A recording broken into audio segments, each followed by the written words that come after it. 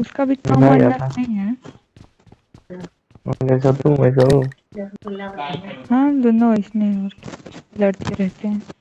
बहुत बढ़िया। अभिषेक से बात है कि नहीं? हाँ अभिषेक से बात। क्या क्या? अभिषेक से बात रहे। नहीं रे, वो बात करना बंद कर दिया जब उसको पता चला आदित्य के बारे में। कुछ बात था तो क्या हम तुम्हारे उनके बीच? कभी कभी एक दूसरे को मीम्स शेयर कर दिए तो हो गया, ऐसा नहीं। वो बात भी नहीं होता है, बस इमोजी भेजता है हंसने वाला, और कुछ बोलते हैं तो लाइक करके छोड़ देता है, मतलब ये मैसेज। अब हम क्या करें? तो कुछ मत करो। सही ना, अभी छोड़ दिया, जाओ। जाओ जाओ, कोई दिक्कत नहीं, जाओ।